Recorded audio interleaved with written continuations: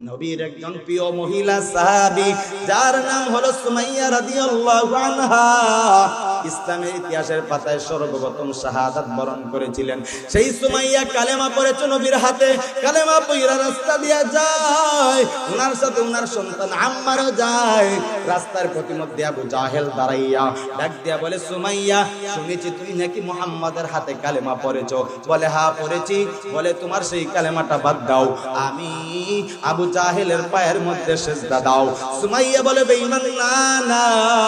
বলে আম্মার তুমিও কালেমা পড়েছো?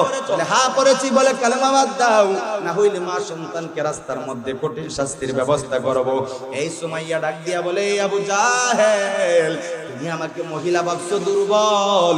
না না না, আমি মহিলা মানুষ দুর্বল হতে পারি, কিন্তু ঈমানের বেলায় একটু মোটেও দুর্বল না।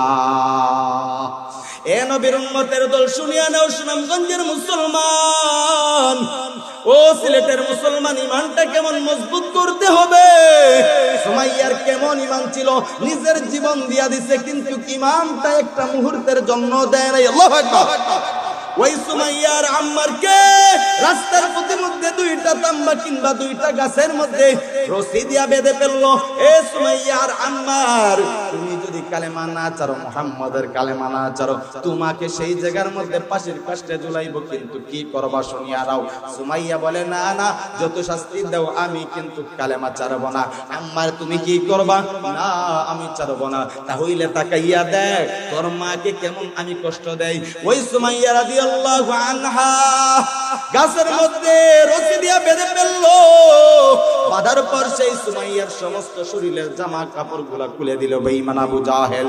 খোলার পর আম্মারকে বলে, তুই তাকা, তোর মায়ের দিকে তাকা। আম্মার তাকায়া দেখে নিজের গর্ভধারিণী মা, যেই মা 10 মাস 10 দিন গর্ভে ধারণ করেছে, আজকে সেই মা নিজের চোখের সামনে উলঙ্গ লজ্জাস্থান দেখা যায়।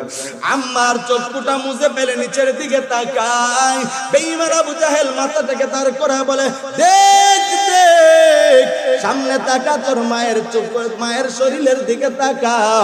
আম্মার তাকায় না, কান্না করতেছে, কিন্তু এদিকে আঘাত করতেছে।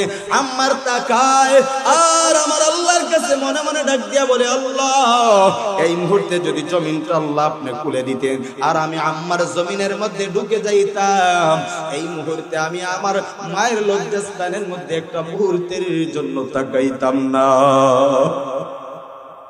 সেই সুমাইয়া এর কষ্ট দেখতেছে। আম্মার ডাক দিয়া বলে, না না, যত শাস্তি দাও আমি কিন্তু কালেমা ছাড়ব না। বলে চারস না, দেখ তোর মাকে কেমন শাস্তি দিব। ওই সুমাইয়াকে একটা গাছে আর সন্তান আম্মারকে অপর গাছে। সুমাইয়াকে বলে, সুমাইয়া তোমার সন্তানকে জিজ্ঞাসা করো কালেমা ছাইরা দিবনি, যদি না চারে তা তোমার সন্তানকেও কঠিন শাস্তি দিব।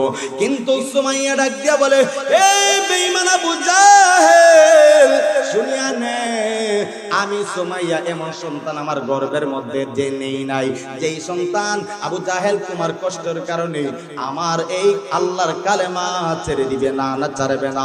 সুমাইয়াকে এক পর্যায়ে আঘাত করতেছে, সুরিয়ার বর্ষা নিয়ে আঘাত করতেছে, কিন্তু কই সুমাইয়া কিন্তু কালেমা ছাড়ে নাই, ছাড়ে নাই। আম্মার তাকায় দেখে কিন্তু কালেমা ছাড়ে নাই। এক পর্যায়ে সুমাইয়া রাদিয়াল্লাহু আনহা শাহাদাতের পেয়ালা পান করে রফিকে আলম মালিকের দরবারে যাবে। ইতিমধ্যে সুমাইয়ার লজ্জাস্থানের মধ্যে ছুরি দিয়া বর্ষা দিয়ে আঘাত করতেছে, রক্ত প্রবাহিত হয়ে সুমাইয়া জমিনের মধ্যে পড়িয়া যায়, গড়াগড়ি করতেছে। আর ইতিমধ্যে সন্তান আম্মারকে ডাক দিয়া বলে, সন্তান আমি এই মুহূর্তে মনে হয় শাহাদাতের পেয়ালা পান করব। সন্তান তোমাকে আমি একটা ওসিয়ত করে যাই, বাবা আম্মার বেঈমানের হাতে তুমি কালেমা দিবা না, দুনিয়াতে চিরবিদায় নেই। ওই সুমাইয়া কালের মধ্যে বেঈমান আবু জাহেলের কষ্টের আঘাতের কারণে শাহাদাতের বরণ করেছে। ও সুনামগঞ্জের এলাকার মুসলমান, ঈমানের জন্য সেই সুমাইয়া নিজের জীবন দিয়েছে, ঈমান দেয় নাই। আজ দেখো বাংলার জমিনের মধ্যে বহু মানুষ নিজের ঈমানটা দিয়া দেয়, কিন্তু বান্দার জীবনটা দেয় না, আছে না নাই?